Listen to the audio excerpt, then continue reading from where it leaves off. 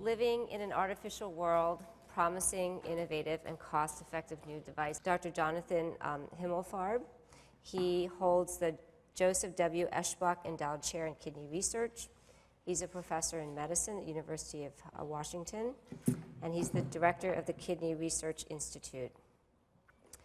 His current research interests include collaboration on a wearable artificial kidney, development and evaluation of risk biomarkers in acute and chronic kidney disease. He studies of oxidative stress, inflammation, and insulin resistance in kidney disease, performance of numerous investigator-initiated clinical trials and cohort studies, as well as a multi-center collaborative studies. This is amazing. In 2013, he holds 8 research grants from the NIH. For those of you who are graduating from medical school today, this is like amazing. You need to shoot for that. He received his medical degree from George Washington University, and I welcome Dr. Himmelfarb.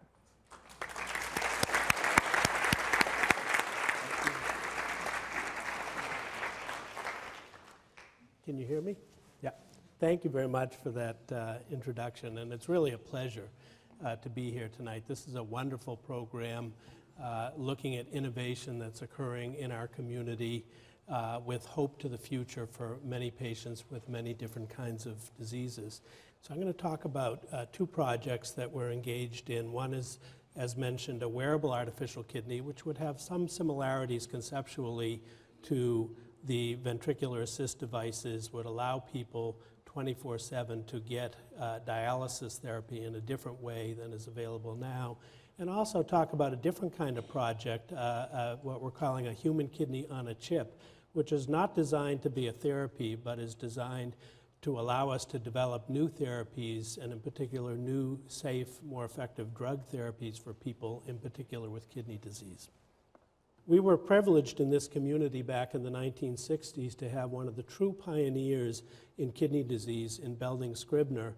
Belding Scribner was the first chief of the Division of Nephrology at the University of Washington, and he is really credited with the development of dialysis as a therapy for irreversible kidney disease.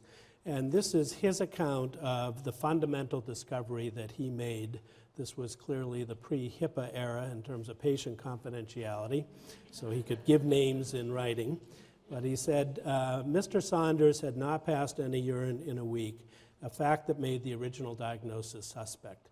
And what that means is that dialysis had actually been invented in the 1940s by a man named Willem Kolff, who ended up sharing the Lasker Award with Dr. Scribner. But it was only available for people with temporary kidney failure, because it could only be used once or twice or 3 times, and then there wouldn't be access to the circulation. So if you came to the hospital with kidney failure and it was thought to be reversible, you could receive dialysis. And Seattle at that time was one of the few places, one of the pioneering centers for providing dialysis therapy for acute kidney failure. But if you had irreversible kidney failure, then dialysis really wasn't a therapeutic option for you, because it would only work for about a week or so at that time. So when he says a fact that made the original diagnosis suspect, what Dr. Scribner means is that when Mr. Saunders came to the hospital, they thought he had acute kidney condition that would be reversible, but he didn't get better. So they did a biopsy of the kidney, which revealed the tragic answer: the original diagnosis was wrong. Mr. Saunders had a disease which was totally and irreversibly destroyed his kidneys. They would never function again. What to do? We did the only thing we could do. We had an agonizing conversation with Mrs. Saunders and told her to take her husband back home to Spokane, where he would die. And that is what happened. Mr. Saunders went back to Spokane, and several weeks later he died of what we call uremia, or irreversible kidney disease. This bothered Belding Scribner so much that, as he describes it, a few days later he woke up at 4 a.m., groped for a piece of paper and pencil to jot down the basic idea for the shunted cannulas, which would make it possible to treat people like Joe Saunders again and again with the artificial kidney without destroying 2 blood vessels at a time.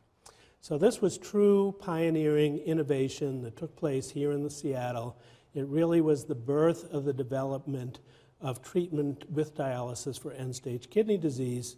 And Belding-Scribner, along with Dr. Kolff, won the Lasker Award, which is the second highest honor in medicine after the Nobel Prize. And in the ceremony for the Lasker Award, it was said that they won the award for prolonging the lives of millions of people. So this was wonderful inspiration and innovation that took place literally a little over a half a century ago here in Seattle. If you fast forward, though, from 1960, 53 years later, to 2013, unfortunately, we have not solved many of the important problems, and especially the public health problems that are related to kidney disease.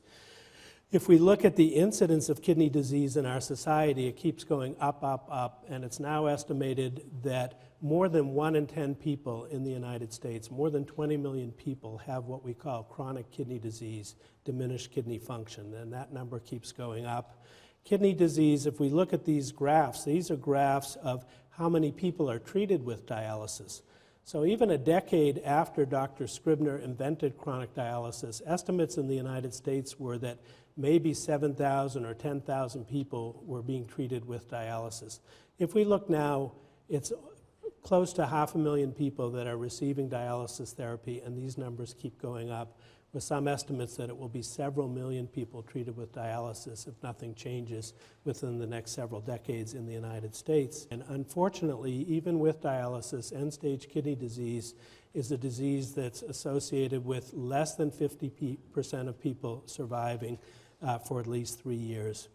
And Dr. Scribner and the program that he developed was highly innovative, but the level of innovation in our field has slowed since that time, and essentially dialysis today is performed much like Dr. Scribner did 55 years ago, with very little in the way of technological innovation. And we lack the kinds of clinical trials that would give us evidence for how we should optimally be treating our patients with kidney disease. So kidney disease has emerged as an increasing public health problem for which we really need innovative solutions. I came to Seattle almost 5 years ago to become the inaugural director of a really innovative research institute called the Kidney Research Institute. It came about as the result of a collaboration between the University of Washington and the Northwest Kidney Centers. And the mission of the Kidney Research Institute is to conduct research that can improve the lives of people with kidney disease. So we try to take the best science, and this is a wonderful community that we live in for science and for biomedical research, and apply it to the public health problems where if we can solve some of the problems, we can have the most impact for the most people living with kidney disease. And our vision is that every available patient with kidney disease will be informed about, participate in, and benefit from research. This is how we've gone about in the 5 years that we've been operating. We've been developed the kind of support infrastructure that clinical and translational investigators need, and we're privileged here to have a great group of young investigators that are the future of kidney disease research and that we're able to support. And they have a lot of high-impact ideas, and if we provide the infrastructure, then we can try to accomplish our mission of improving the lives for people with kidney disease. So if we fast forward from Belding-Scribner to now, there are roughly 60 million dialysis treatments performed now in the United States. And where it was once a rarity, most people, when I see patients in clinical practice who are close to needing dialysis, and I ask people, do you know somebody who's on dialysis? Most people can now say, yes, I know somebody, my neighbor, my cousin. So it's become almost a commonplace event with 60 million treatments being performed and an infrastructure that has developed around that with many dialysis units around the country. And what you see in this picture is sort of the complex machinery and the infrastructure that supports people being sustained, their lives being sustained with dialysis. But it's a major disruption in lifestyle to have to go to a dialysis facility at least 3 times a week to get your treatment. And the question is, are we ready to do something different now in the 21st century than in what we've done essentially for the last 50 years? And I think we can learn a lot from the cardiologist and from what we heard in the previous presentation about miniaturization technology and applying new technologies to commonplace problems. And after a while, what is a new and an innovative therapy becomes revolutionary, and it transforms therapy and it improves the outcomes for patients. Now, we do know with dialysis that when one's own kidneys work 24/7, and yet dialysis is usually, for most people, a 3-time-a-week, 4-hour-a-week proposition. So what you see in terms of removing waste products from the body is this kind of sawtooth pattern of levels of toxins, see if I can get the pointer to work, are high in the body and they come down abruptly with dialysis, and then 48 hours later you've accumulated these fluid and toxins and you bring them down again and up, down. This is extremely unphysiologic. And we've known for a while that the more frequent the dialysis, the lowering of the sawtooth, and if you move towards continuous dialysis, you don't get these fluxes in the body's chemistries and fluid content, and that's much healthier for people and much more physiologic. So we've known for a long time that if we could deliver continuous therapy, it likely would result in a better outcome. The trade-off, though, is that nobody wants to go to a dialysis facility 7 days a week for 24 hours at a time because you wouldn't have a life outside of getting your treatment. So if we could find a way to deliver therapy more continuously and yet allow people to have the kind of autonomy that we just saw, it would be a wonderful thing. And really, from Willem Kolff on, one of the dreams has been in our field to be able to develop a different kind of therapy that would be wearable, much like we've just seen. Well, this has been recognized by the Food and Drug Administration and the US government and the NIH. And in January 2012, the FDA announced the creation of what they called an Innovation Challenge, which is a pilot program to bring innovative devices to the market that address end-stage kidney disease as part of a new way that the FDA wants to operate for truly transformative therapies, such as we're proposing a wearable artificial kidney. So the goal is to facilitate early and efficient collaboration with the FDA for device innovators instead of what has sometimes been an adversarial relationship historically between the FDA and truly novel technologies. So we submitted an application for this project, and we're one of 3 projects out of 32 that were selected to participate in this new innovation pathway. The project team is Seattle-based, and the planned clinical trials, which are not yet ready to start, but hopefully will be ready soon, would be conducted here in Seattle through the Kidney Research Institute at the University of Washington, and in many ways would complete a circle that was started by Belding Scribner here at the University of Washington more than half a century ago. The team leaders are a physician inventor from Cedars-Sinai Medical Center who really has pioneered, his name is Victor Gora, he's pioneered the development of the technology, myself, and Larry Kessler, who's professor and chair of the Department of Health Services here in the School of Public Health at the University of Washington. This is sort of a prototype, and this is designed as opposed to a dialysis machine. If you walk into a dialysis unit, which would be bigger than that device there, a dialysis machine today weighs about 120 pounds. It's about this tall, about this wide, about that thick. This would be designed to replicate the function of that dialysis machine, but would weigh somewhere around 8 or 9 pounds and be worn on a belt. And basically, it's not revolutionary. It's really applying miniaturization technology. There are some innovative features from an engineering standpoint that allow this to happen, but it's not, much like what Belding Scribner first described, the cannulas that he described were not necessarily rocket science, but he just brought it forward and made it work. And if we can make this work, then we think it would offer patients a different life than they can live currently. So this is an example of the miniaturization technology. On the left and the right, you see current dialysis pumps, and in the middle, you see the pump that was invented for this wearable artificial kidney. It actually does the work. It's actually a more efficient pump than either the pump on the left or on the right, because it runs on a 9-volt battery, and it employs a different kind of technology than the other pumps to allow more pulsatile flow, which actually, for technical reasons, I think I put a slide in back from an idea from engineering 30 years ago to show that pulsatile flow efficiency is much more efficient, is kind of a push-pull flow, which allows more clearance of waste products and toxins to move into the waste fluid in the dialysis procedure and out of the blood. So it's a more efficient pump, even though it's a fraction of the size of the larger pumps. So as I mentioned, we're hopeful that these trials will be started, hopefully this coming year here in Seattle. There are a lot of hypothesized benefits, but there are always a lot of pitfalls in clinical research, and just because an idea is a good idea doesn't mean that it will be successful. But we hypothesize that for patients there will be a lot of benefit if they can be provided dialysis 24/7 in a manner that doesn't interfere with activities of daily living, improved removal of fluid and blood pressure control, less episodes of low blood pressure. We think this will help cardiac outcomes, and the dialysis population is a population that still has a very, very high rate of cardiac death, and particularly due to sudden death. There'd be decreased requirements for a number of medications, improved overall physical health. We think it will alleviate the burden of illness potentially, and improve depression and improve nutrition, and hopefully decrease hospitalization rates. All this is hypothetical. All this is a hypothesis at the present time.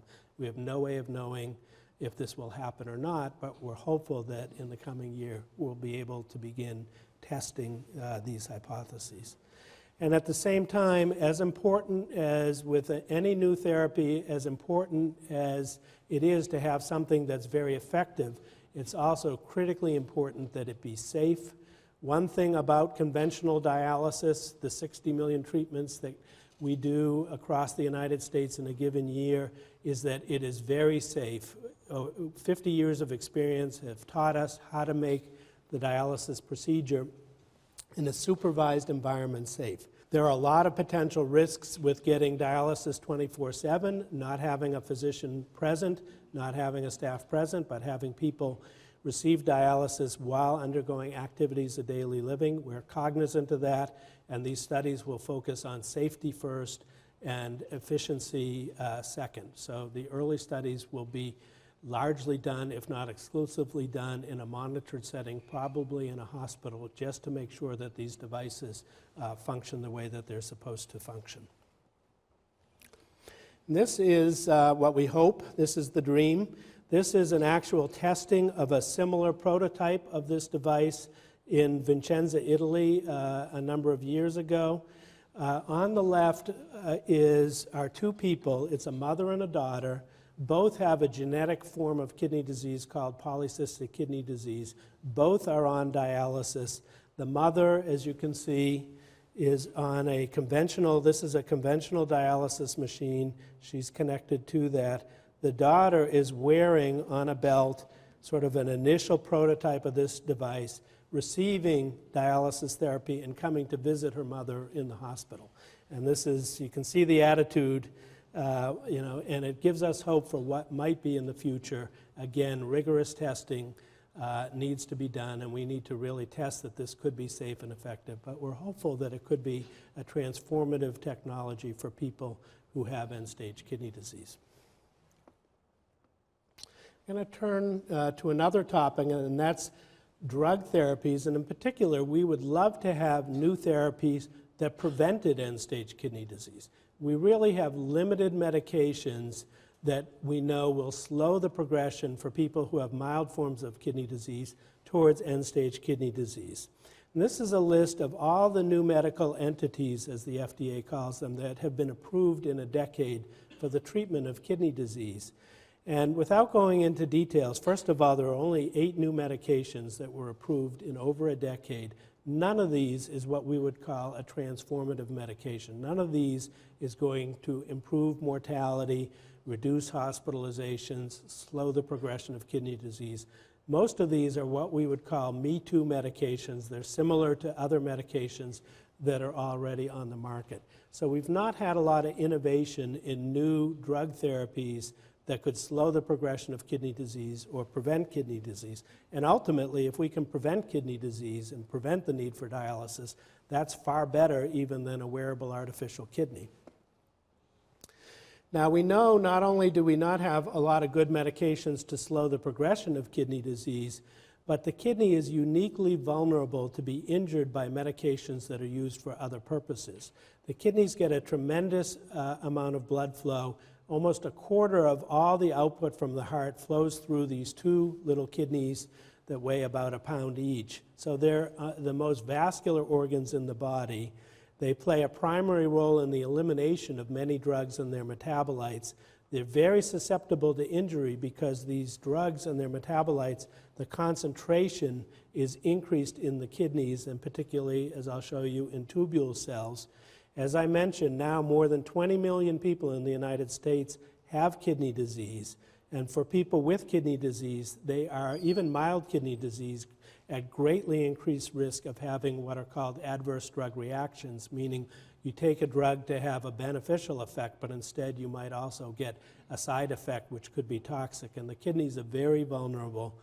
And for a lethal condition called acute kidney injury, 20% of all hospital admissions have been attributed to drug-induced kidney injury when people come into the hospital with what's called acute kidney injury, which is what Belding-Scribner thought that Mr. Saunders had back in 1960 was acute kidney injury.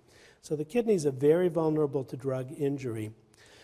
Now, the kidney has been a real challenge for people to make therapies for and to make sure that it's not injured by medications because it's an incredibly complicated organ. The anatomy of the kidney is, on the left is kind of a simplified version where there's a filtering unit called the glomerulus or the renal corpuscle, and then there's this very complex tubular structure where the filtrate that's formed from this filter is processed and then eventually comes out into the urine. So this is kind of the simplified version of what this looks like. This tubule has more different cell types in it and the most complex architecture of any organ in the body. So the kidney has been an incredibly complicated organ for people to try to understand, which is part of why we don't have that many good therapies for the treatment of kidney disease. This is more what it actually looks like. It's far more complicated than this diagram on the left. Even this is somewhat simplified, but it shows you how vascularized the kidney is. All the red and the blue here are the blood vessels that completely surround the kidney tubules and the glomerulus. And we know that from the standpoint of drug metabolism, the critical cells are in what's called this proximal convoluted tubule, the beginning part of the nephron right after the glomerulus. The proximal tubule is a very metabolically active cell, very complicated cell that has a number of functions. So this is kind of a diagram, and you see these units here that are called mitochondria. And the mitochondria is the energy-producing part of a cell. And these cells are chock full of mitochondria, which means they consume a tremendous amount of energy. And that energy is spent moving substances, molecules, either inside the cell or outside the cell via these many different transporters that are on the surfaces of the cell. And you can see this one cell type has a whole host of different functions and is one of the critical cells in terms of how the body eliminates medicines, drugs, and their metabolites.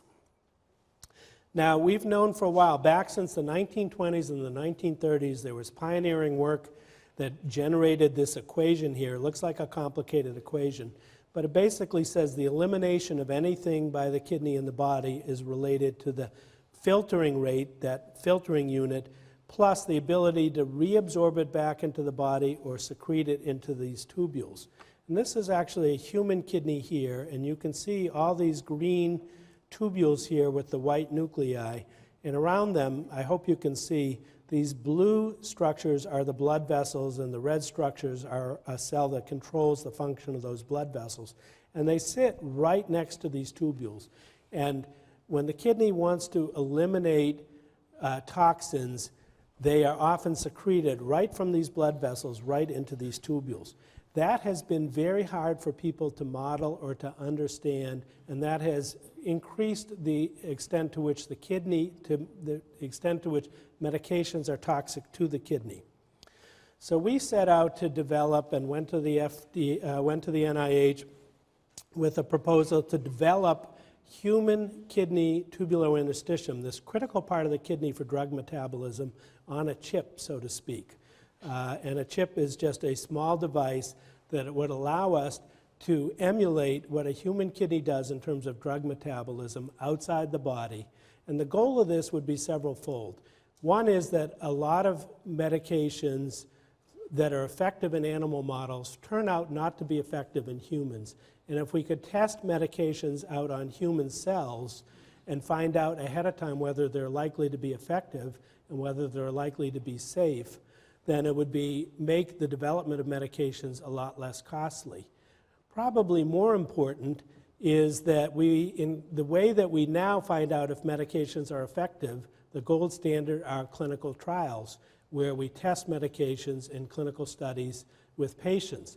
And that's great as long as the medicine turns out to be safe and effective. But if it turns out to be ineffective or not safe, wouldn't it be nice if we could figure that out before we exposed people to test medications? So the goal of this project was to create the critical part of the kidney on a little chip that we could then interrogate and find out what drugs are likely to be safe and what drugs are likely to be effective. So for this grant proposal, we partnered with a company called Nordis.